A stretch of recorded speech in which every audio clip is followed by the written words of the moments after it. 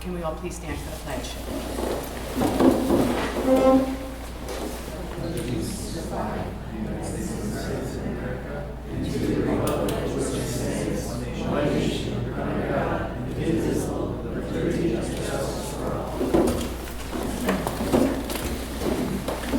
Can I have a motion to open the meeting? Motion. Second. All in favor? Can I have a motion to approve tonight's agenda? Motion. Second. Motion to move the superintendent's number 6 above number 2 audience comments. Second. All in favor? So we are going to move number 6, superintendent's report, to above number 2, audience comments. Thank you, President Silverman. Good evening, board and community members. We are in the midst of our summer season, which is a very busy season, so I wanted to make sure I took my update first to get it out of the way, because it does address some of the items on our agenda and also some of the busy work that our district is doing. So, hey Chloe, how are you? So as I've said before, our administrators, staff, all employees are busy getting ready for the most important day of the year, which is when we welcome our students back, which will be September 2nd, which is the first day of school. You're excited for that? Yes. Yes. So we are already planning for the most exciting day of the year. That will be a half day for our K-5 students and a full day for our students in grades 6 through 12. Please be on the lookout for communication from your buildings with more information. In anticipation of that, our portal day, where we open up information that is relevant to the opening of school, will be August 22nd for our K-8 students, which they will receive their teacher assignments and schedules. The Hendrick Hudson High School student schedules will be released on August 15th. We do have some required information that when you do access your Infinite Campus parent portal, that will pop up that you'll have to review and check to sign off to as part of our mandated disclosure information that's required each year. At that time as well, all transportation information will be available on August 25th, 2025. As we continue to develop routes, transportation over the summer is dynamic. Any new enrollment may possibly change the routes that we provide and how we structure those routes. So we want to make sure that we have information out in enough time to parents, but also so that they're accurate information and that we can always schedule those routes. So please wait until portal day to try to access that information. Just like our schools that need to be cleaned, maintained, so do our electronic systems, particularly our student database. That needs to be updated, rolled over. So if you attempt to access it, it may not be available during the summer months, so just be aware of that. And also, when it is available in the portal, please review your transportation information closely, as bus numbers and pickup locations change most years. And speaking of transportation, this is the time of year that we are, again, finalizing our transportation routes. We're taking all the data that we receive from new enrollments, possible moves in the district. If you think of even every home sale that possibly has children associated with that who get to join our family and our community, that may impact transportation routes. So I always like to provide context over the summer months about how public schools approach transportation-related matters. And it really is grounded in New York State educational law and commissioner regulations. Many people feel that transportation decisions, while operationally, such as routes and buses and transition to electronic buses, that's mandated by the state now. Those items are handled at the district level, but they are guided by clear laws and regulations. So I wanted to make sure that we reviewed those, because those rules are designed to balance access, equity, and fiscal responsibility of the school district. And while students transported attend non-public schools, districts are still bound by public school regulations since the transportation of that is publicly funded. So transportation to a non-public school via public school resources is mandated up to a distance of 15 miles, measured along the nearest available public route from the student's residence to the school. And the statutes are clear. The 15-mile limit is measured from the student's home to the non-public school, not from the school to the district boundary. Parents must submit a written transportation request by April 1st of the preceding year, or within 30 days of moving into the district.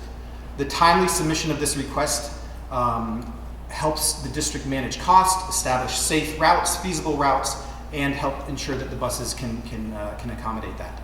I want to provide clarification that April 1st deadline When that form is due, requesting transportation is not an approval of a request stating that the district will be able to transport a child. The district must, as I mentioned earlier, build routes, which occurs over the summer prior to determining transportation eligibility.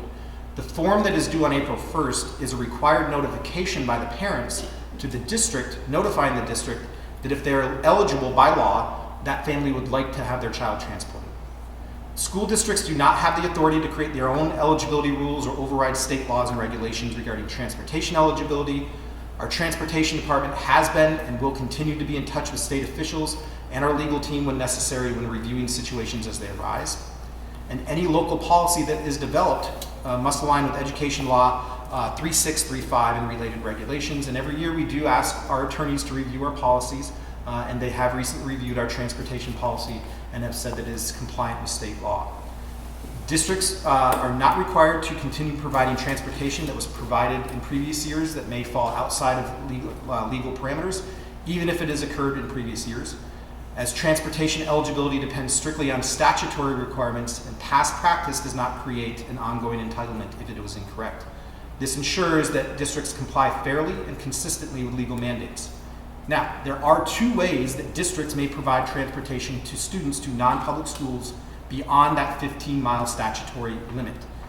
Districts may, with voter approval, provide transportation if it is approved by a public vote, and this normally appears as an annual proposition or a one-time proposition in the annual budget and a board election vote.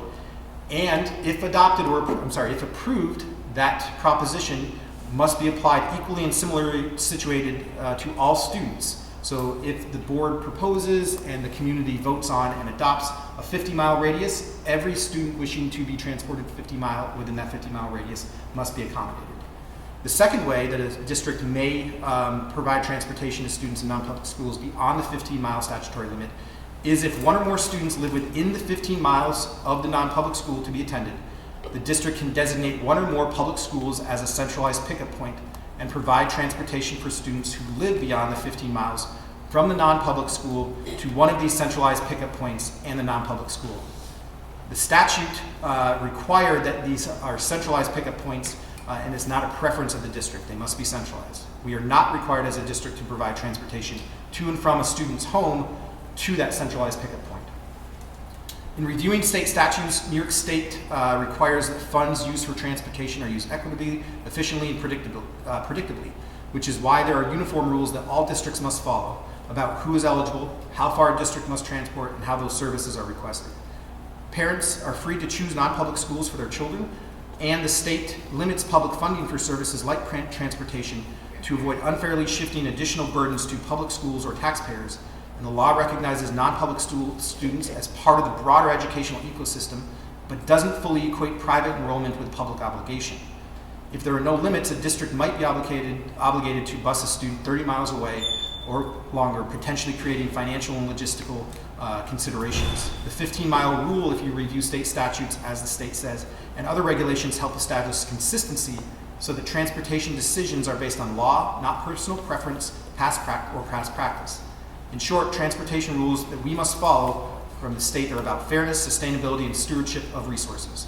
The goal is to support families who choose non-public schools while ensuring public schools can provide services in a way that is legally consistent, operationally practical, and fiscally responsible. Shifting to another item that is on our agenda this evening, our policy 5695, student use of internet-enabled devices during the school day. So this evening will mark the second reading and potential adoption of that policy, which will establish expectations for student use of personal digital devices during instructional hours. The policy is designed to support both student learning and well-being while complying with a new law enacted by the New York State Legislature. This is not a regulation enacted by the New York State Education Department. This is state law. The policy was developed, that is presented this evening, was developed through a collaborative process that included input from the District Shared Decision-Making Committee, model policies from regional partners, a comprehensive legal review, and guidance from the New York State School Boards Association. It also incorporates feedback gathered from students, staff, families, and community members via tools such as Thought Exchange. As this is a newly enacted law, I anticipate future adjustments to the policy. I've said this before, the policy that we may adopt this evening may not be probably should not be the policy that is enacted on November 1st.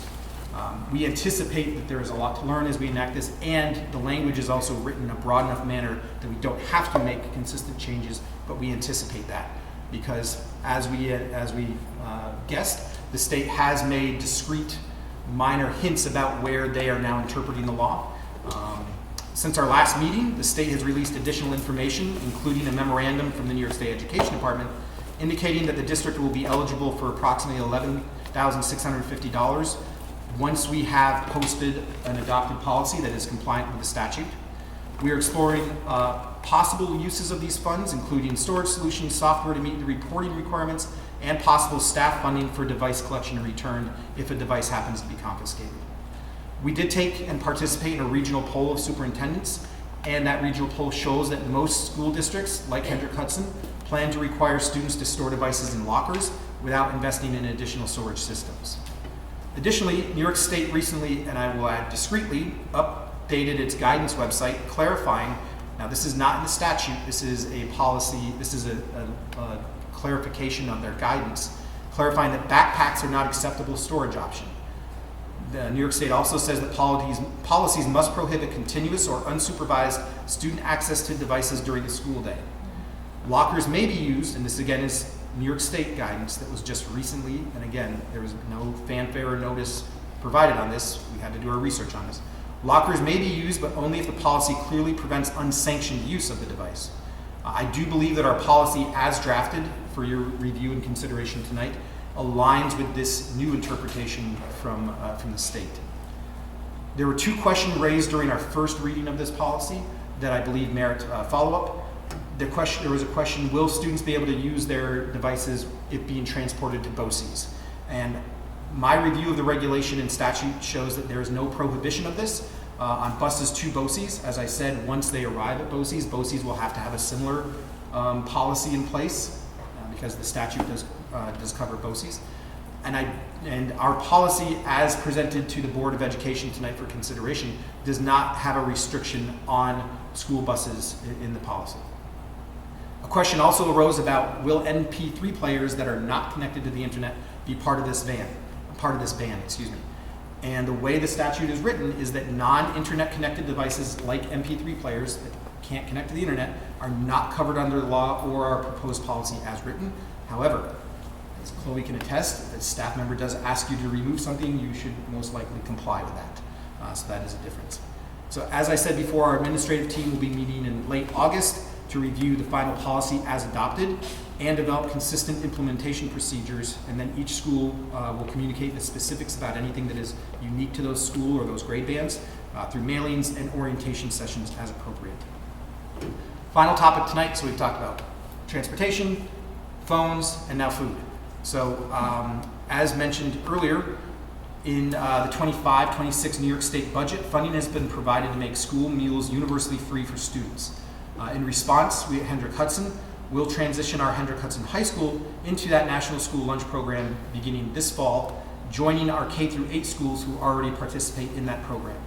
This shift ensures that all students grades K-12 will receive free breakfast and lunch each day. Just a few key points about that transition and the participation of the Hendrick-Hudson High School. No applications will be required for students to receive free meals.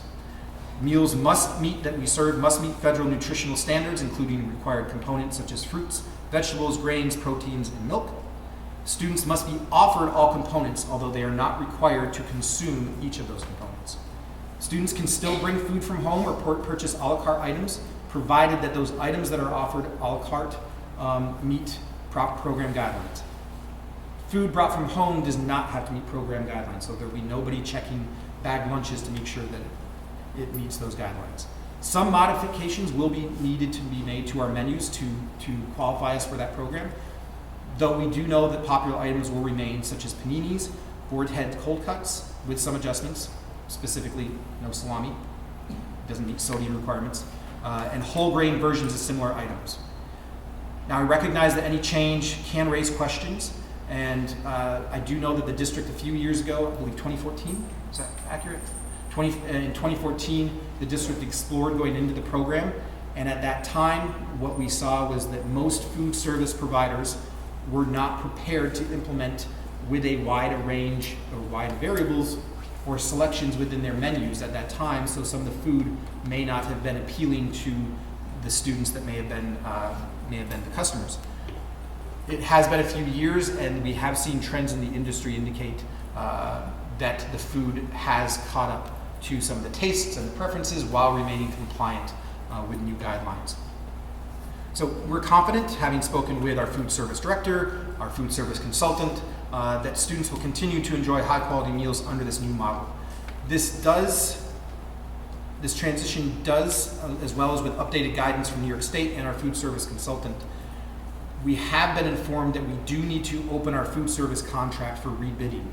And it is recommended that the supervisory position that we currently have is part of that, is included in the contract with the food service provider. So there's a lot of changes that could be coming forth. So as you know, we do want to make sure people are informed, that they have some input. So as we embark on this change and to ensure transparency and continue to gather feedback, the district is facilitating several engagement opportunities. We had one last week, right in this very room, where we opened up the invite to the community to come in and ask questions. We had one attendee, but I think some pretty good information was shared at that time frame. We will have a student-specific town hall for all Hendrick Hudson High School students on Wednesday, August 13th, 2025, from 4:15 to 5 p.m. in the Hendrick Hudson High School cafeteria right here. We will also have a virtual option available. We will be reconvening the District Wellness Committee. We will also be meeting specifically with the student government representatives after we do have that student town hall, so that students can reach out to their student government representatives if they have any concerns.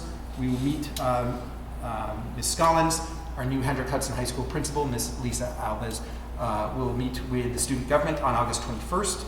And then we will conduct a community-wide thought exchange that will stay open as we open up the school to gather input. And I will engage in a monthly practice of having lunch with students. With a specific, while I've done that in the past, I will focus this year on the high school to support an open dialogue, as long as the food is not thrown at me, which I doubt will happen, but you never know, to ensure that I can have a firsthand knowledge of the student experiences. And I truly do appreciate the community's understanding as we move through a number of these complex but meaningful shifts, as this transition in particular reflects our shared commitment to ensure that all students are prepared to learn with a healthy meal option. And at this time, all the questions that were posed at the last meeting were answered in my update on the cell phone policy. So I'll turn it back over to you. Thank you. Oh. That brings us to the audience comments on non-agenda items. Carmen, do we have anyone signed up? We do, Ann Lloyd.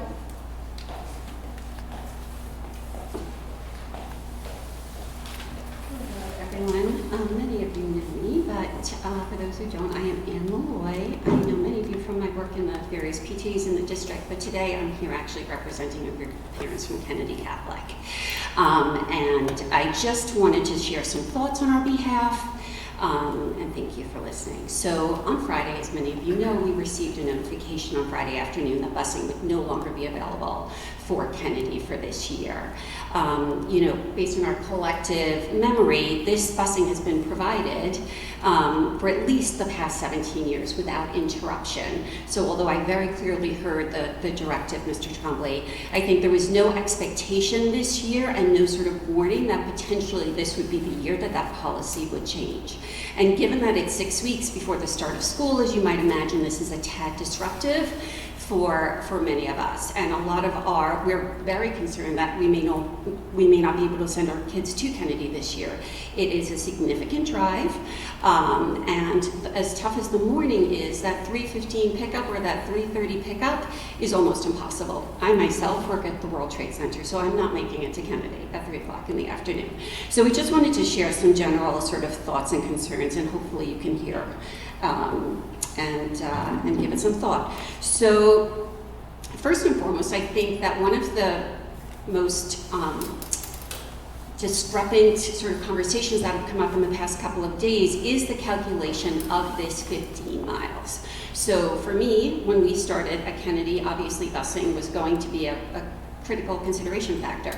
I know that I am within 15 miles, but when I look at Google Maps, at Apple Maps today, Because of the Baptist Church Road construction, it is rerouting, and I cannot circumnavigate that to sort of bring you a map that says that I actually achieved the 15 miles. So I think I just want to, first of all, make sure that when we're calculating this mileage, that we're accounting for the fact that this is a temporary close that hopefully will be opened up in the very next few months and should not be considered as part of the route consideration.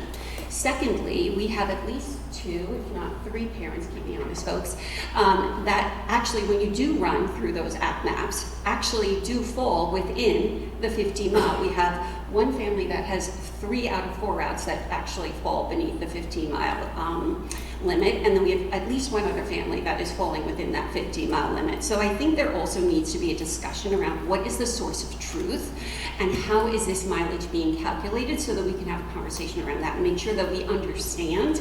And I would encourage us to make sure that incoming parents understand how that is managed, because of course being able to have your child transported to Kennedy is a key consideration factor for them, for that decision as a family. And then just also from a student perspective, I mean, we are now looking at a number of children who may have to transfer back to Henhud. How do we make sure that the course of their education is not interrupted, that they can receive the AP classes? I already know they can't receive Latin, that if they're in honors classes, that they can be accommodated, because this has a profound impact. Like Ava's going into junior year. That is a pretty important year for her to have her education potentially disrupted. So I think that that's just a consideration to sort of how do we address that on behalf of these kids. And, you know, I would say that sorry, hold on a second. I know one of the solutions, and by the way, I just want to say that I've been speaking with Lisa Salma this week. She has been incredible. She has been such a great partner in trying to sort through and find a solution for this. So I just need to acknowledge how wonderful she's been for us. So thank you for that, Lisa. But I think one of the solutions that was put forth as an example was Lakeland, joining the bus out of Lakeland. And while I very much appreciate that the district has taken the time to try and solve for us, you know, number one, Lakeland was only made aware of this consideration 2 weeks ago when we spoke to them. Number two, they want everyone picked up at 3:15, and some of us are 13, 14 miles away from that school, so it's almost the equivalent of actually traveling to Kennedy for us. And our students are physically not allowed to enter that building. So if they cannot be picked up by 3:15 or whenever the bus drops them off, then they're sitting there outside with no security, no protection, and as we all know, there are no sidewalks anywhere up here, so it's not reasonable to expect them to walk home, nor is anyone walking 14 miles, because if that was the case, they'd just walk home from Kennedy. So my ultimate request is, can we just please take a moment to potentially pause this decision so that we can work through what is seemingly data discrepancies, number one, and also make sure that these children, who, by the way, are also students within the Hendrick Hudson District, their educational progress is not interrupted by this change. And so with 6 weeks before schools end, I mean, this is, by the way, a wonderful group of parents who will absolutely work to come to a joint solution. This board has worked so diligently to try and restore some financial stability to this district, which I personally very much appreciate. So I think it's just taking a moment to figure out where is there a solution for us that does not put these kids at risk, both physically, their educational progress, and so forth, with such a short notification period. The one other point I will make is that my understanding is there was one single student that the transportation department believed was eligible for busing, and that student was a senior last year. It would have been helpful if we were notified of that when the forms were sent out in February to say, listen, this is the first time in however many years where there is a risk that if we do not have a child who is entering the district that qualifies, that we may have to revisit the bus allowance that we provide to Kennedy. Then we would have had a very different conversation. We would have had time to solve for this. And I think moving forward, if we can sort of build that sort of discourse with Kennedy so that we can come together and have a little bit of warning, it would be really helpful for everyone involved, presuming we can find a solution that works for all. So thank you all. I appreciate the time and the consideration. So,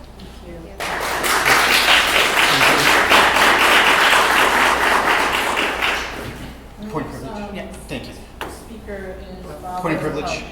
Carmen, sorry. Okay. Thank you. So, just want to take one moment, and please know that when I do respond, it's not typical to respond because this is public comment. We want to hear your comment, but I do want to just thank you for your comment.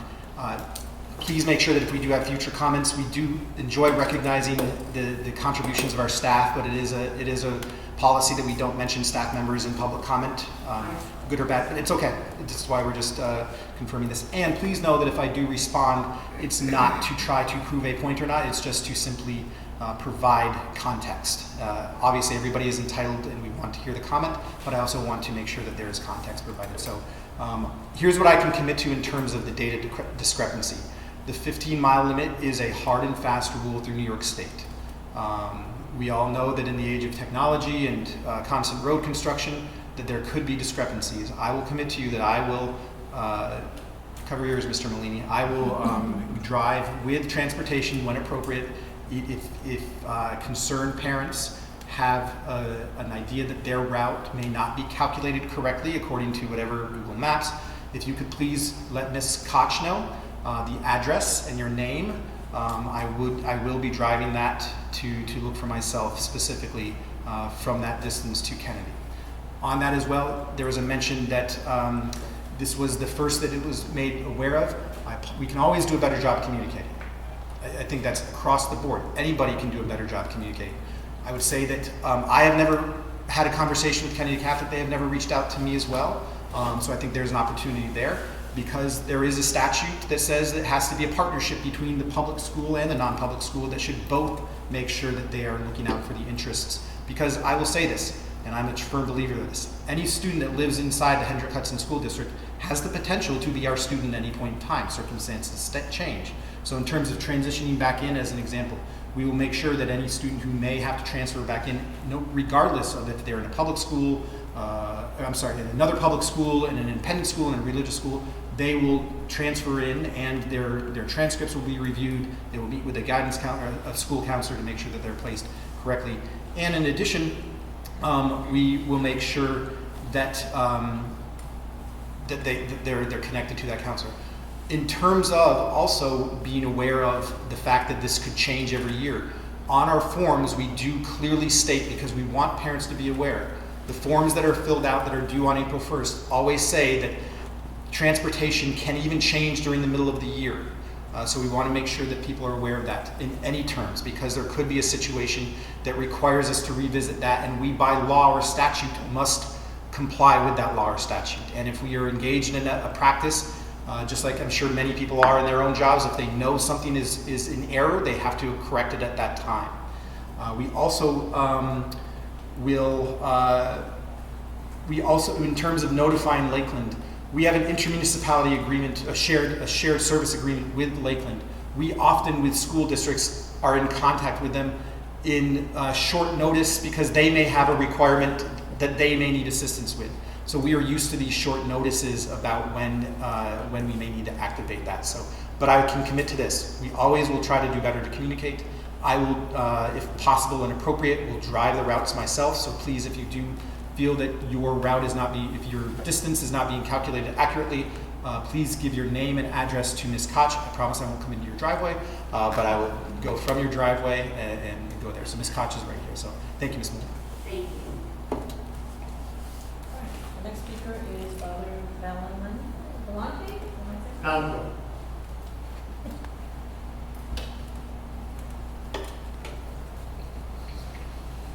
Good evening. My name is Father Mark Valancourt. I'm the president of John F. Kennedy Catholic Preparatory School in Somers, New York. And I'm here on the behest of my families who are here because of the disruption of their transportation to our school. And I'd like to make a few comments, but before I do that, I do have a prepared statement from the Archdiocese of New York, which I would like to share with you at this time. On behalf of the Superintendent of Schools Office of the Archdiocese of New York, we are disappointed in the district's decision to deny bus transportation to these students. We are committed to partnering with Kennedy Catholic and the school district to come to a mutually agreeable resolution, ensuring these students and tax-paying families receive their equitable share of these services.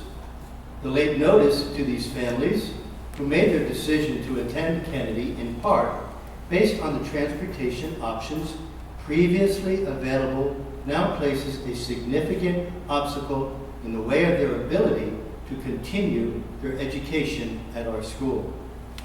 We would respectfully ask that this decision be reconsidered in the interest of fairness to the students and families that are now impacted. And this is from the Superintendent of Government Programs, Student Services, Catholic Schools of the Archdiocese of New York. So I did reach out to them.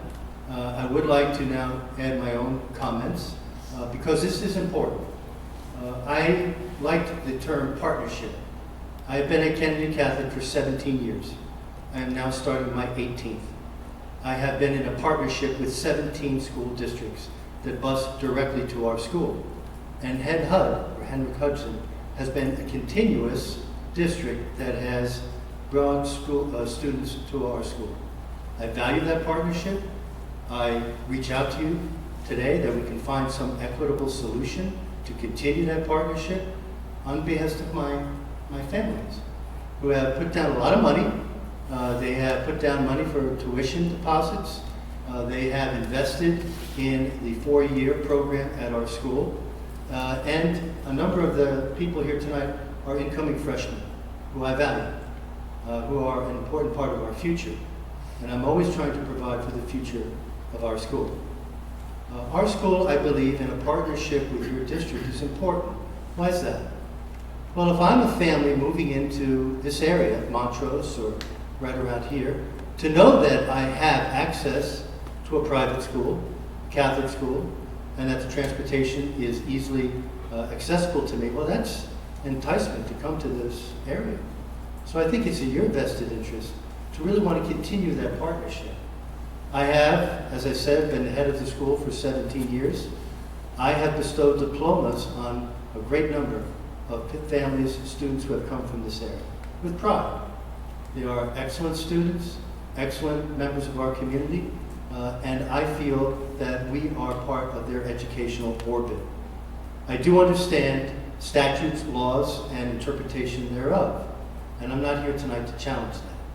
But I am here to make an appeal on fundamental fairness for my families to be told, and I had no forewarning, and I'd be quite honest with you, to have a 17-year relationship with this district, I was blindsided to hear that all of a sudden a great number, significant number of my families would be losing that transportation. And so I feel in fundamental fairness that we can review the facts, look at obviously what can be done, and take into consideration that partnership to really disenfranchise my families at such a late date is a traumatic thing. And certainly it can be very disappointing.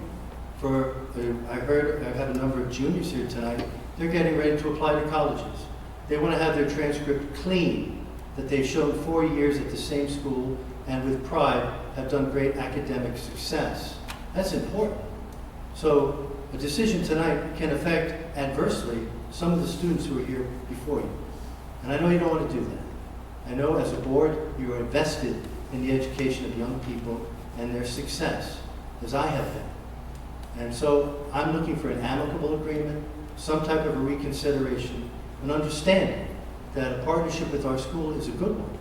And if we can find some way to continue it, I would ask really for the relief of my families, for the good of my school, and for your district, that we could find some type of common ground. Thank you.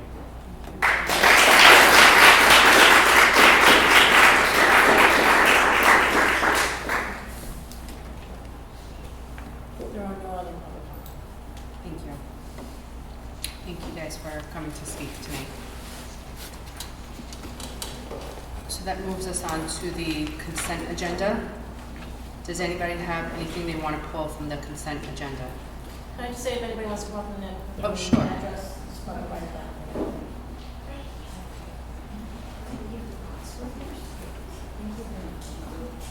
Oh, sugar name. You have it, don't you?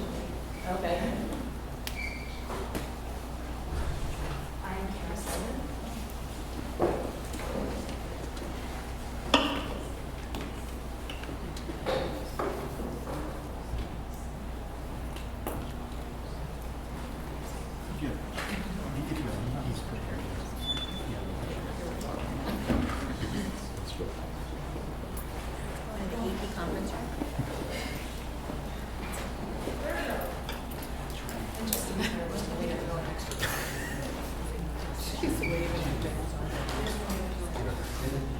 The board has a late evening tonight, so yeah. Thank you. Thank you, everyone. So does anybody have anything they want to pull from the consent agenda?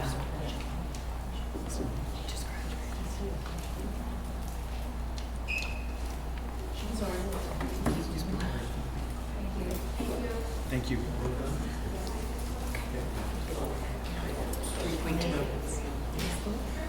Thank you, folks. 3.2.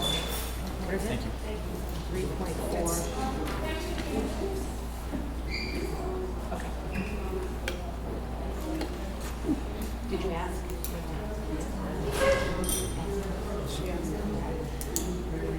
I'd like to make a motion to pull fiscal 3.4, resolution to authorize agreement with Sun E to remove and reinstall BMMS solar system. Second. All in favor? Does anybody have anything else they would like to pull from the agenda, the consent agenda? Can I get a motion to approve the consent agenda minus 3.4, the resolution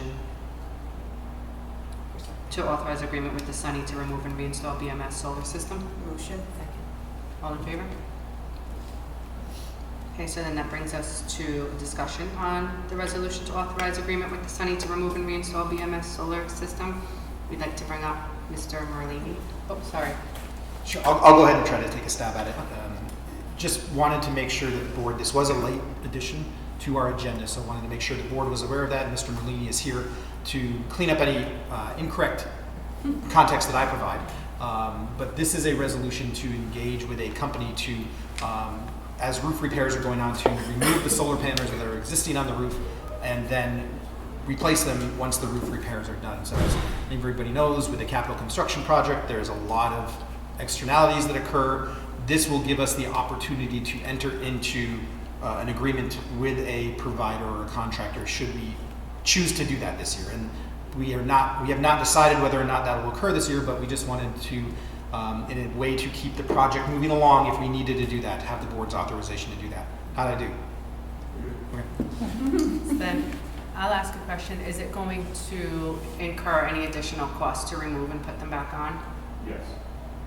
So Is- the cost for the solar company to remove them, they solicited bids, they put one out for pricing, and they came back and it's $250,000. Is that 250,000?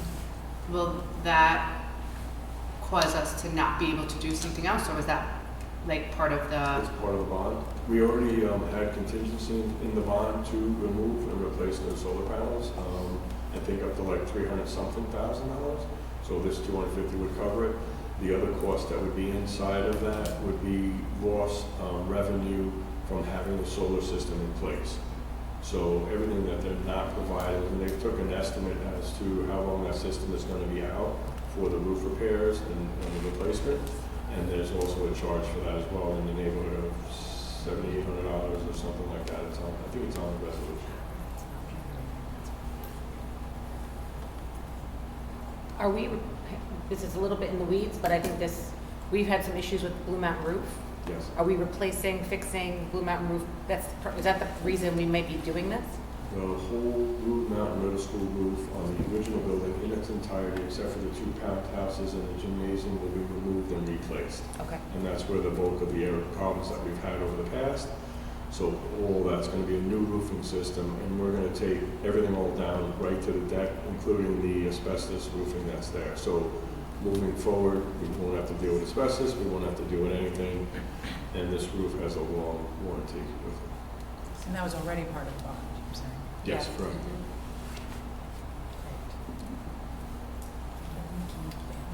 Thank you, Mr. Merlini, for the context. Appreciate it. Sure, anything else on that? Does anybody have any other questions? Can I get a motion to approve the consent agenda item 3.4, resolution to authorize agreement with Sunny to remove and reinstall the MMS solar system? Motion to approve resolution to authorize agreement with Sunny to remove and reinstall BMS solar system. Second. All in favor?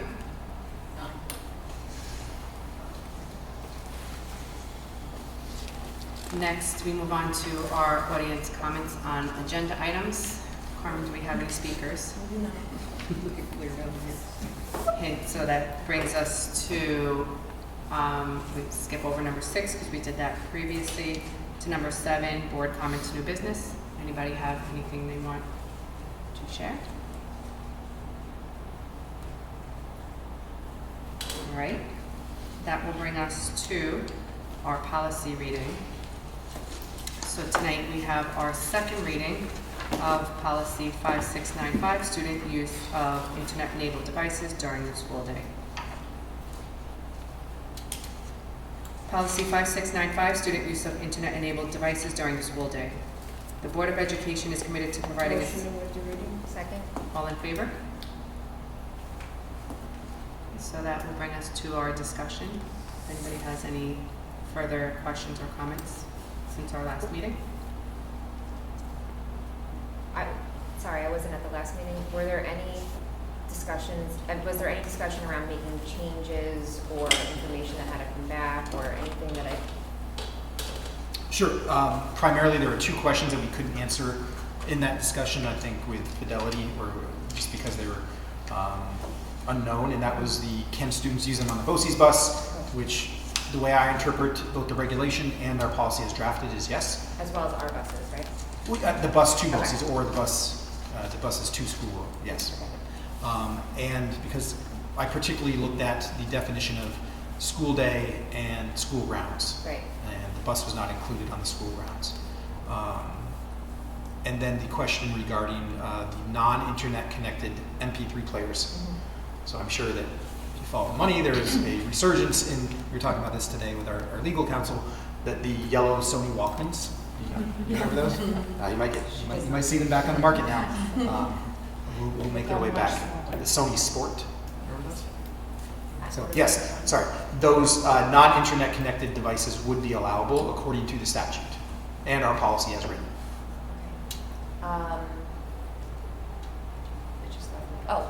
Earlier in your update, you mentioned that the lockers sounded iffy because the students still have access to their lockers throughout the school day. But then you said you think we're good with this policy. So how do we, because kids do have access to their lockers during the school day. I'm sure they're going to go and I'm sure they're going to look. Is that just? Yeah, so the state updated a website without even, I just saw it today as I was perusing it to prepare for this meeting. They updated a website which is meant to assist with school districts and inform individuals who are interested in this regulation about how this regulation is to play out. And there was new information that said, from the state's perspective, that backpacks are not considered a way of securing them, and that lockers can be used as long as they are explicitly used for the purpose of not allowing unauthorized access. I think that we all know that our staff and our faculty does a fantastic job of monitoring student behavior to not do things, and while we're not in the gotcha game, we're in the game of helping students learn how to behave with certain expectations. For instance, we have a no tobacco policy, and there are instances where that policy is violated, but we address it. We don't have searches of students to make sure that they are not walking in the building. We assume that they are doing the right thing. We want to catch them doing the right thing and use teachable moments to promote when a poor choice is made. I do think the way that our policy is written is we are expressing that we do not expect students to use them during the school day. That's clearly expressed in our policy, but we can store them in their lockers. And again, that was chosen because things such as a central location that may not be their lockers may impede with the logistical and operational flow of students getting to classes, into the classrooms where we expect them to be learning, and we don't want to bottleneck to delay that. And that we will also say that in an emergency, I can authorize the use of those phones for whatever reason if I deem it an emergency, and we want to make sure that they are able to access them in that instance. So we're again in uncharted waters, but I think we're safe in terms of the way that we are applying our policy. Something that I hear often in the community, and I'm not challenging this, I actually really appreciate this policy. Parents have a false sense of security around children having cell phones in our buildings. As the superintendent, what would you say to the community about the need for a child to have a phone on their person while in school? So I can certainly, as a parent, I can certainly understand that I want to be able to contact my child in the event of a family emergency, in the event of something occurring at school. So I think those are I like to deal in extremes, just try to talk about how we would approach things. So let's break apart the first one. Let's say I have a family emergency at home. Sick family member, family pet passes away, an event happens at home that is appropriate for me to contact my student, or I need to. There is a way that parents can contact students at any time they're within our school buildings. They can call the main office. Our staff will be able to locate the child, and we will make that arrangement as quickly as possible. That is why we have caring, kind people answering our phones, and we have caring and kind educators to make sure our students can get to that phone. The other side is, what if something occurs in the school district and I want to get a hold of my child? Even in a situation where we allowed cell phones, our first response is to protect our students. Most of our emergency response procedures do not have parents coming to the school or contacting students. Why don't we want students on cell phones in an emergency situation? We anticipate that we will be providing needed directions to the students to respond to that emergency. And we do not want our students on cell phones, even when this ban wasn't in effect. If there was a fire drill, an emergency evacuation, we had the expectation that our students were not on their cell phones during that emergency. So I will do my best, if we are in a situation, hopefully not, where we are in an emergency, to balance our communication to families to let them know that we are responding to that emergency, but also while giving attention to actually responding to that emergency. In fact, we had a tabletop drill this summer with our administrators and our security consultants to talk about how we specifically will communicate out in an emergency situation. And we talked about that balance. So we tabletop that out. So, I hope that answers your question. Yeah, totally. Thank you. Oh, sorry. Go ahead. Are we gonna use, so are we still all gonna use backpacks? Because I know you want us to put the phone in the locker. So we put our phone in our locker and then all of our books and everything, that's just in our bag. So it's regular, but then we just go to the locker only at the beginning and the end of the day. However, you can use a backpack if you'd like. This policy does not interfere with you being able to use a backpack or how you choose to go to your locker. We just expect that the phone stays in your locker. Okay. Sure. My main question centers around the BYOD policy, and from what I have heard you say, and in the policy, it's no longer, because they're internet-enabled devices, they're no longer allowed unless there's an educational reason for it. So what's the process, what is going to be the process to get your device approved? Is that bringing it to the teacher? Is that ending beneath his life and giving her $1 million more? And then my other question, in case I forget it, 'cause that tends to happen, is do we have enough Chromebooks? Because I know, they're sometimes in short supply for all the kids that were bringing their own devices and now need a Chromebook instead. So we had expressed before that as in the spring, as we were considering this was passed obviously after the budget was adopted in the New York State Aid and after our budget was adopted, that we might have to look into, do we have enough devices, because we do allow a BYOD. We do not have enough devices if everybody, if we can get devices if we need to, dependent upon the course requirements. Does that make sense? Right, so right now you don't have an exact number because you don't know what's going to qualify. What we anticipate is this would be the school district telling a student, you are in this course, we do not have a device that we can provide you. If you choose to bring your own device, you can. However, we as a school district, if we require it, we have to provide it. So for instance, there are many courses that may require software and hardware requirements. If a student cannot provide that, we do provide that now. So it would be course specific and we would be telling the student. Other aspects of exemptions, such as maybe a student needs it for translation or IEP related services, we would be in partnership with the family communicating about those particular exemptions as part of the CSE process if it is an What would advisory. the timeline be? People are getting ready to go back to school September 2nd, right? I would imagine that we're not in the next 4 weeks or however many weeks are left of summer gonna be able to go through all of those assessments. Are we gonna give direction to families bring your own device that you usually bring, or like, so? No, it would be course specific. So when you talk about an assessment, we for the most part, we've already had our CSE meetings, so we know what accommodations that may require a device. So on the supplies list, it'll say like, I wouldn't Bring your necessarily computer. wait for a supply list. This is one of those things where we have to wait for the policy to be adopted. yeah. If the policy was adopted as is right now, Mhm. what we would do is we would look at our course requirements. We would touch base with Anita on her inventory. And we would look to see, are there courses where we would allow? It's more about, we would allow a student to bring their own device for this course. It wouldn't be that, hey, we want you because you have to bring the device for this course. Right. We would allow it for certain courses. Wait, I think, so I'm confused, and I think it's what you're trying to ask. So like right now, forget like special courses, just basic. Every high school student needs a Chromebook. We provide a Chromebook for the majority of high school students. So there's enough I'll for turn to everybody. Anita for the exact, well, back of the envelope inventory. So currently, we do have the BYOD where we did look at how many students are bringing their own devices. It's about 81, Okay. usually juniors and seniors mostly. Part of the reason is parents invest in a device to get them ready for college because it's usually the device that they take with them. Those 81 devices, we didn't buy brand new devices to give it to those students, but we do have devices that came back from the seniors. So my tech crew is right now going through and getting good devices out of that pile if we need to deploy devices. Same thing for the 8th graders where we collected the devices back.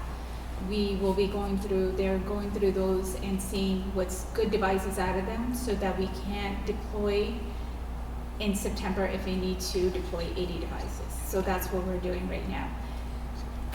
If it comes back that we need to provide, let's say 60 or 80 devices to these students, we'll have to make those adjustments at that time because we already ordered everything for next year, right, back in April to get ready for September. So we would have to order those devices to have them in probably in a month to 2 months and then deploy them. Are they gonna be, are you contacting those 80 families? They're gonna come to school with the kids, the high school students are going to come to school with the computers they've been using for the last however many years, this year, last year. They're just going to, so how are we gonna handle that? I know this is operational. Yeah, but this is and the I don't biggest- necessarily think that that's a bad thing if Okay. they come, because it will help us identify who we may need to get to a device. So here's one of the things that we will work through as a administrative team from an operational standpoint is when we meet on August 21st, we'll talk to particularly, because Vanitha's saying it's primarily juniors and seniors, we will, as part of our outreach, say if you've been bringing your device, please let us know and we will have a Chromebook ready for you. We can also, we'll have techs available probably the first couple of days to make sure they can pass out devices. But if they bring their device, we would just have them stored in their locker to comply with the policy, and we would make sure we can get them a device as quickly as possible. And the classrooms like PLTW and stuff, we do have a computer cart, like a laptop cart within the classroom. Those students, yeah, they might have a laptop, but they don't have the necessary software on there. Like AutoCAD costs a lot of money. So if they do have a project that needs to be finished, the teacher do assign those devices for home to finish their work. Same thing for the iPads that we have in the art department. Like if students are working on a project, yes, they do allow them to take it home and finish the project and bring it back. The clarification on that is that that is not a personally owned device. Right? That would be a district provided device, even though it's not a Chromebook. I think my big point is just like, if I'm a parent, I want this clear direction for what I'm supposed to have my kid bring on the first day of school as we can provide, and knowing that it might change because this is a living, breathing situation that we're in. So that's why we're going to continue to reiterate to be on the lookout for any building-specific communications that may come home. And we will remind our administrators that when we do cohese around our approach, that should be part of orientation activities when needed. And I think we had also discussed the last time we met about just making sure that kids knew where their lockers were. Yeah. Because that was, they weren't using them anymore, so I think we were gonna try to just make sure that we included that when we updated parents. So in the parent portal, in the Infinite Campus. Every student has a locker assigned to them. It's actually really easily accessible at the high school. They just don't use it. So it has to be like, it has to be part of the culture. So it has to just, we had this conversation the last time I was listening in. For the most part, but it's just not part of the high school culture. It just hasn't been for years and years and years. So we have to be mindful of that. I can tell you, I know several students, and I'm sure Chloe can attest to this, that they have lockers. They know how to get to their lockers. They know where their lockers are. They just do not use them. So I would, yes, and I would see that this is a motivating factor. I'm going to have to use my locker now because if I choose to bring my cell phone, I'm going to have to store it there. And so I'm going to have to find it. But part of the issue at the high school, which is different than the middle school. So the middle school, there's time in the morning built in. There's time at the end of the day built in. Lunch, they all eat together, so there's time built into lunch for them to go to their lockers. It's more, they have announcements in the morning and they have announcements in the afternoon. The high school is not set up that way. So the kids walk in the door, they go to their classroom. They are in classes all day long. Some don't have lunch at all, and there's only a 3-minute transfer between classes. And then when the bell rings at 2:07, the buses roll out at 2:15, by 2:50. There's like no time. So I think we just have to be flexible with this, and I think this is the feedback you're going to hear from the kids. And when you meet with students, they don't have time. So, like, I know there's a lot of concern about kids going to their lockers. Like, they may do that now to check their phones, right? We know that's a possibility. They're really, the 3 minutes in between classes, they can barely get, if you have an art class in the basement or a project lead the way class in the basement, to get up to the 3rd floor in the science wing or where the English class is, it's a trek. So, it's a very different setup than the middle school is. And I have extreme faith in our students that they can, what I used to term when I was a teacher, walk with a purpose. I've often walked through a number of hallways, and there is a tempo and a speed to how some students may walk to class, and we can definitely talk about how there may be more of a purposeful walking and movement through the halls to get to class. I do know that we would not want students going to their locker to check their cell phones, because that would not be in spirit with the regulation. And also, you mentioned one other thing which I want to make sure that I addressed, and it's not The 3 minutes, 3 the minutes. time before. Again, all these things that we will discuss as an administrative team to be mindful of. And there's one other thing that was really good. The bus Promise. is not leaving without them? Yes, we will not leave without them. When it comes to me, I will jump back in. Yeah, I think one of the things to note is that the ban covers instructional and non-instructional time. So technically, they shouldn't be going to their lockers to look at their phones because they're not supposed to use it during It's the day. the totality of the day. So, and again, this is something that we will work with our students to understand and adapt to. And that's again why we believe, or I believe, that we may have to revisit the policy before. Sorry, I have one more question. I'm sorry. I said sure. Oh, this is crazy, but there's kids bringing phones to elementary school. There's no lockers. Oh, in the policy, it's cubbies or. Even though it doesn't lock, So there's we did write in the policy that it is our expectation that students do not bring their cell phones Right. as elementary students, but if they do, we will find cubbies or lockers as available. Oh, I know what I was trying to say. One other consideration for the possible funding we may be able to access is that we know that students have not, and this is just to demonstrate, we do try to think of everything. We know that students have not been accessing their lockers, and if lockers don't have locks, we might not have students who have locks. So we may need to utilize some funding to purchase extra locks. But that's difficult, right? A supply list, you could argue that that's extra money that our parents now have to spend, and this is a requirement. I would say that if we do see a significant need, we might need to utilize some of that state money to provide those locks, as to not be an undue burden for our families. Wait, my question is, so like I am one of the kids who uses a personal device, right? And you're talking about like clarification or whatever, and how everyone needs like a Chromebook.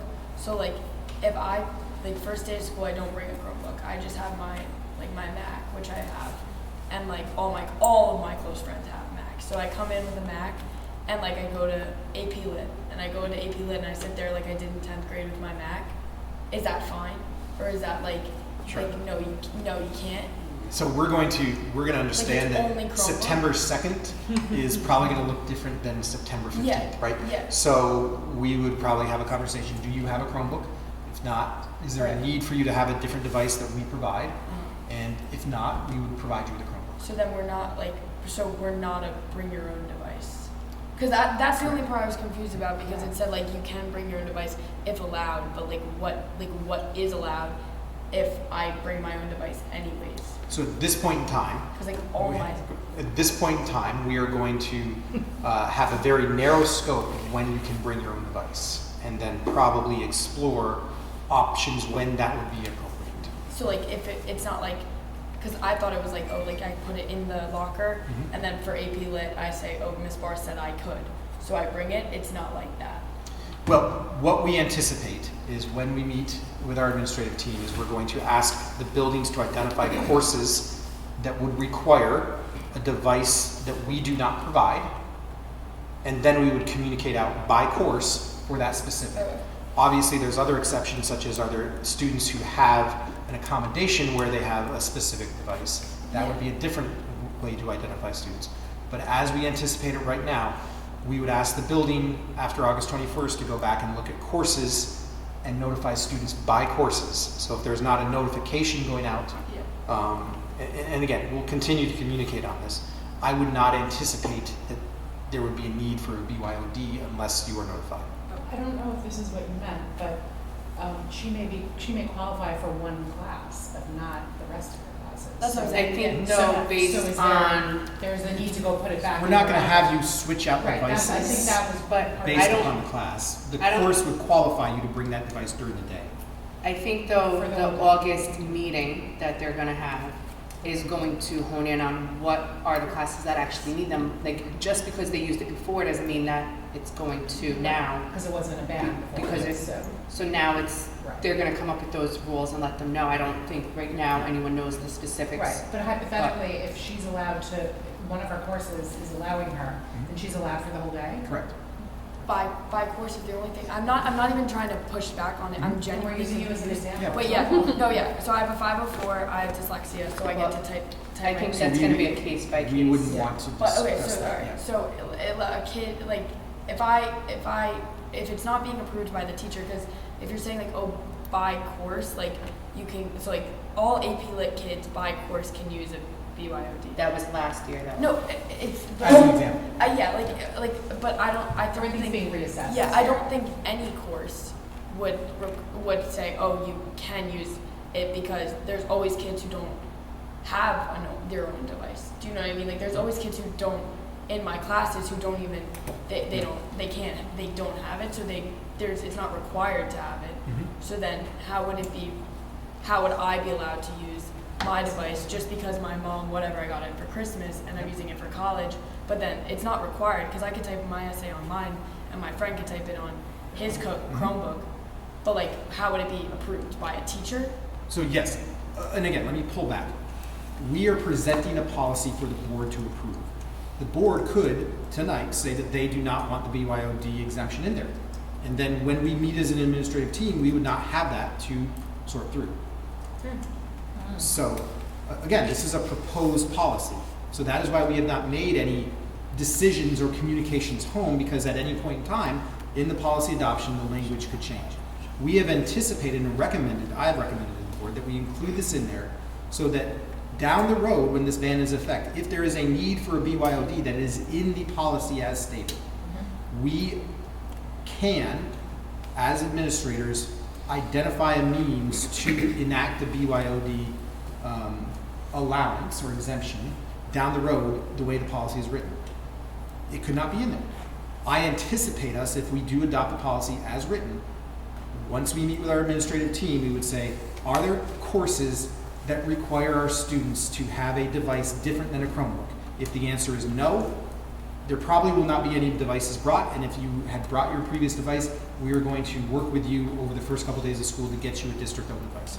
If the answer is yes, we will then say, okay, so you're saying that there is a course that requires something different than a Chromebook, which is our district-provided device. What kind of device do we need? And if the answer is it's something we don't have, or we feel that we have a couple of these devices, and if students have a Mac, let's just say it's a Mac. We can allow students to bring a Mac, then we may, through that course, exempt it and allow that student to bring that device for the day for use in that course, but obviously throughout the rest of the day. The exemptions also, as the policy is written, another category is due to an individualized education plan. Which is separate from Which the is course separate, requirement. which is separate from the course, yeah. So I think the administration has to do some, Yes. once the policy is adopted, then we can kind of do some work to figure out what we need. So we have, we wrote last year, I don't know, if it was last year, for the fraternization policy, around how our staff communicates with our students, right? One of the things that came out of that was that for sports, we use a approved app for our students to communicate with their coaches. They get notifications on that during the school day. It's just the way it goes. Practice has changed, this has changed, that has changed. That's their only way of knowing. So this is just another operational item, like we enacted that. Is there any way to move that app to a Chromebook for the students? How are they gonna communicate with their? So they have, especially at the high school level, we have Parent Square, which also is two-way communication. It has a messaging feature that it can go to their app if they wanted to. Yeah, but they don't have this. There's no app for sports. It has to go to their computer now. Or, you're saying they would switch, they would not use the app, they would use a different communication. So that's what I'm saying, because They- we use, The Like communication Remind or also something. goes to their email. through in Parent Square. Not just the app. Okay, so through Parent Square, so the coaches would use Parent Square. Because it changes, like, I know practices change all the time. The practice is supposed to be at 4 o'clock, it's at 4:30. Practice at the high school, now it's at Frank G. Lindsay. It happens all the time.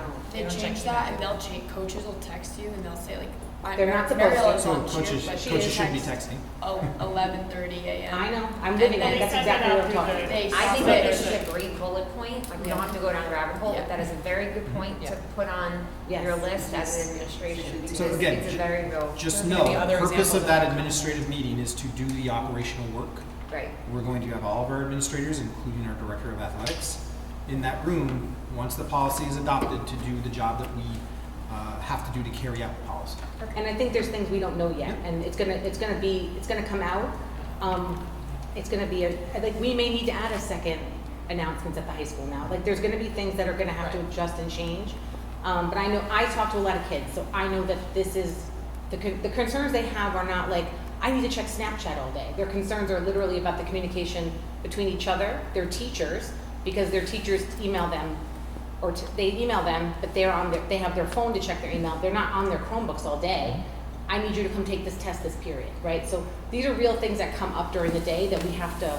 Right, but that's like unhealthy, right? It is, but this is what, this is Yeah, how no, in it high has to school also they're. It's also why the ban is Right. something that Yeah. And could I lead to think better mental health. Yeah, I think we have to embrace the change, right? Yeah. Everything is gonna be challenging in the beginning, but we're gonna find a way because they have proven things that show that this helps children. And in the end, that's what band is there to do, is try to help them to We just focus on develop terrible school and their curriculum and everything else that they're supposed to learn. So I think Yeah. we have to look at this as like a starting point, and will it change over time? Absolutely. I'm sure there's gonna be things that come up and arise as we go, and it can always But just overall, be. it's a very positive Yeah, and I development think for that's how we everyone's have to mental frame it. health, It's something including positive parents. for them.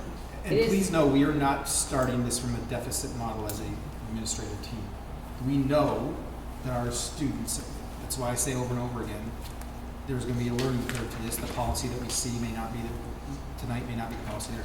We are not approaching this from a deficit model where if Chloe comes on the first day of school and she has a device that's not allowed, we are not going to, the directive is to help Chloe understand this change. It's not to come at her from a deficit model. Right. Because we're going to have to help our teachers, our principals. They're changing legislation they're changing interpretation of legislation daily, as we can see here. Right? The day after we had our first reading of the policy, the state sent out a funding letter. So things are going to continue to change. So that's and as school districts, while change can be an iceberg or a flood, most of education is an iceberg. It affects change on the landscape, but it takes a little bit longer. We are often used to flood changes as well, those that are quick and need to be adapted to as well. So we will keep you updated. We will work with our students. We will work with our staff, and we will work through each of these items as they come up.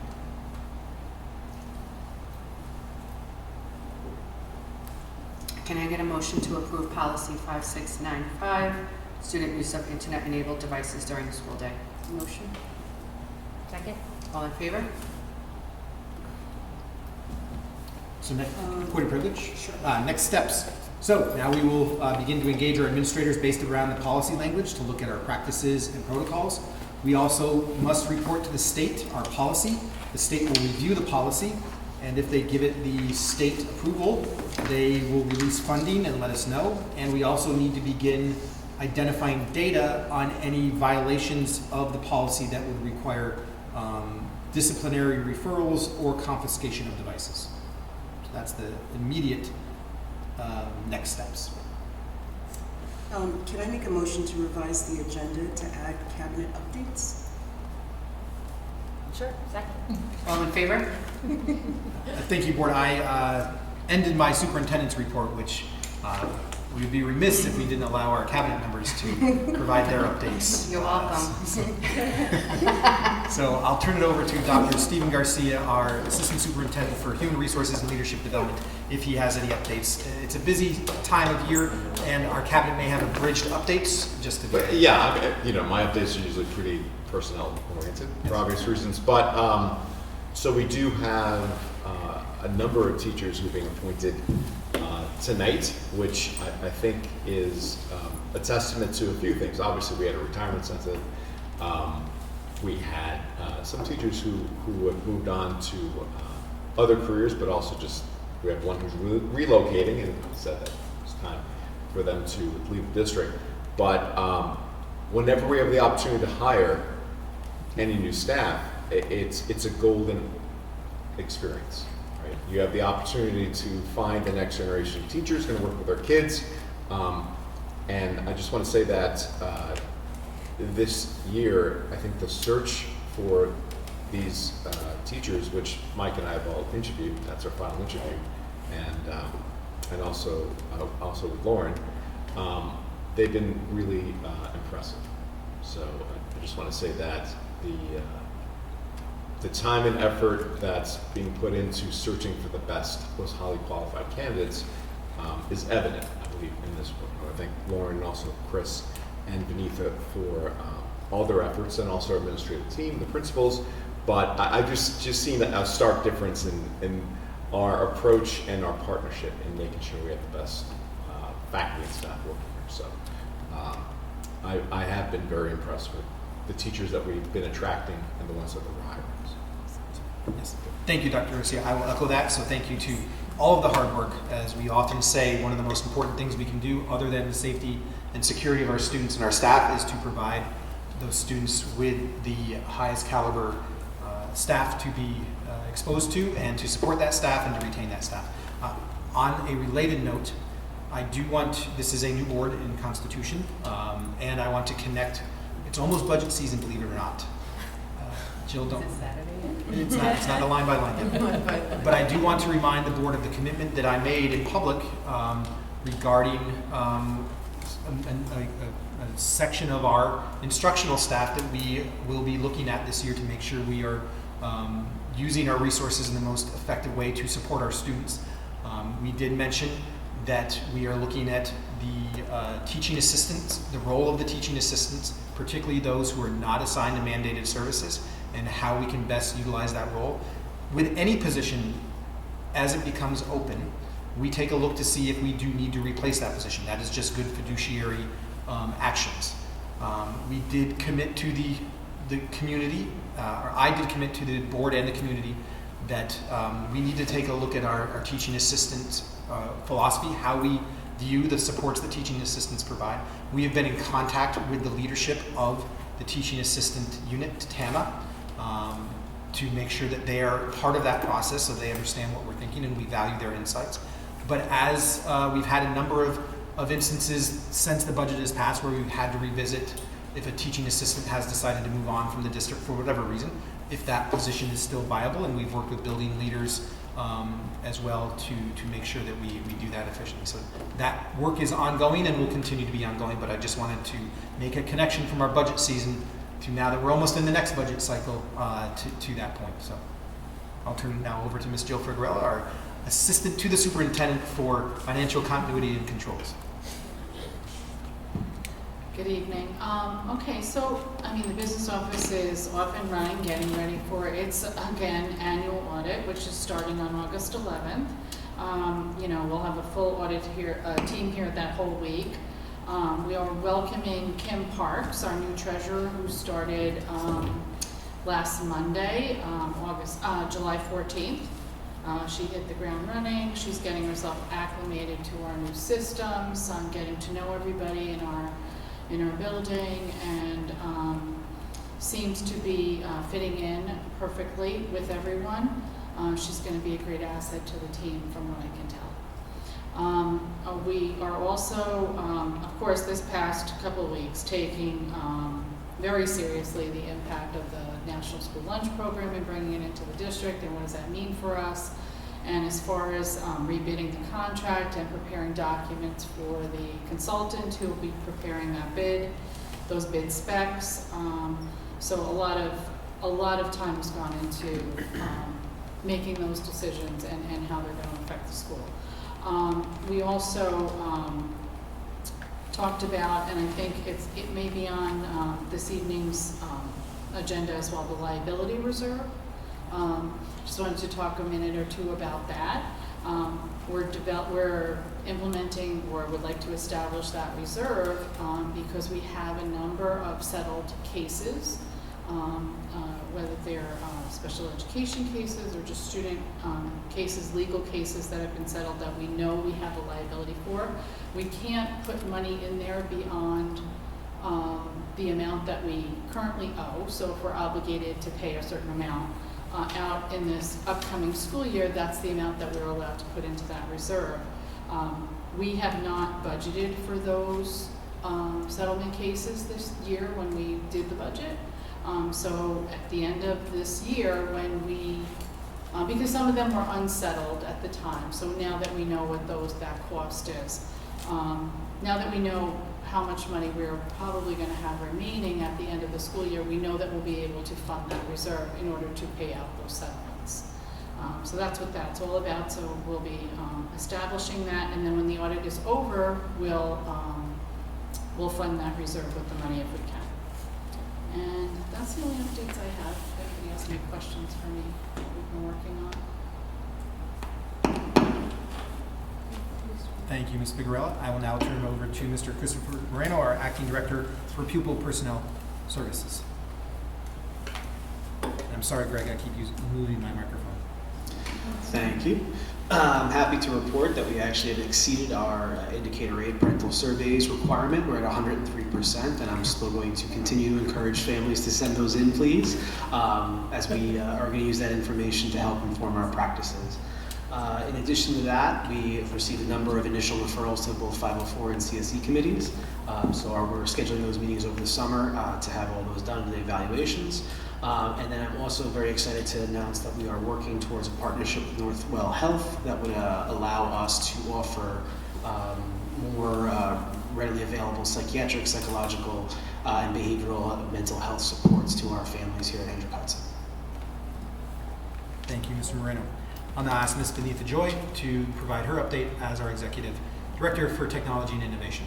It's a very slow time in technology during the summer. Yes, extremely. So I will pick and choose what I want to actually report on. I know facilities request is one of the hot topics from last year, to automate the facilities request where people can put in requests for for example, the cafeteria goes through the right channels to get approved, and then notify the person who's actually made the request. So that is in effect at this time. So if you go to our district website, under departments, operations, maintenance and safety, there's a facilities request.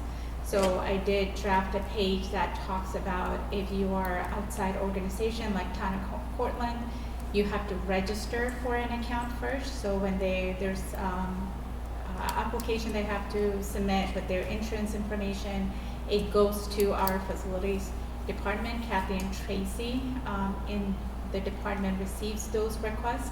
They will approve it. Once it's approved, they can create an account and request a facilities that's available in the buildings. So yesterday we actually held the first training with our secretaries in the building, because they're the first ones who would get that request.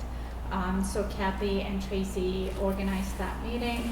We had almost everybody from the building, at least one secretary from each building that attended the training. So I did ask them to put in a fake request so we know it's going through the right channels. So far, we do see things coming through the system. So that is in place. If you have any questions, there is a little video that I posted there on how to do it. So we it's pretty self-explanatory, but there is a video there if anybody have any questions. So that's in place. The other exciting part of my job is the cybersecurity audit that I've been going through. So we just finished 3 more controls, which were basically what they go through is how we manage, how we maintain different parts of technology. Our malware, data recovery, and network infrastructure management was the topic for this month. At the end of this, I'm supposed to get a scorecard to see like where we are with this NIST framework. I've been warning the Navraki Smith. I have the person who is doing the interview with me. He was the same guy that I did the interview in my previous district as well, so he knows me pretty well. I've been telling him we're going through a transition. So things are like literally changing day by day. So things I'm giving him an answer at the beginning of the audit has changed. So when we get the scorecard, I can probably tell you things that has been changed and why that scorecard is where it is. It's like golf or basketball, lower score or higher score? Higher score the better. Higher score the better, all right. So the other is our data team is very busy doing end of year reporting. I know they're working very closely with special education department because we have a lot of deadlines on when things have to be done. Also getting systems ready, like tomorrow we're actually working on NutriKids rollover, so getting systems ready for the beginning of the school year. What else? So I spoke a little bit about the managed IT. We are currently on, this has been pushed out by 2 weeks now. August 15th is our cut over to the Lyric for IT management. We did cut over 2 weeks ago for service help desk. I did send out an email to the district basically saying any level 1 type of request can go through service desk. Before, we never had a phone that they can just pick up a phone and call.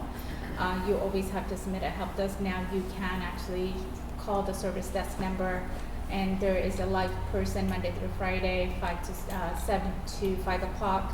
Will answer that phone call too. Like if it is locked out of the system, for example, they can be assisted right away.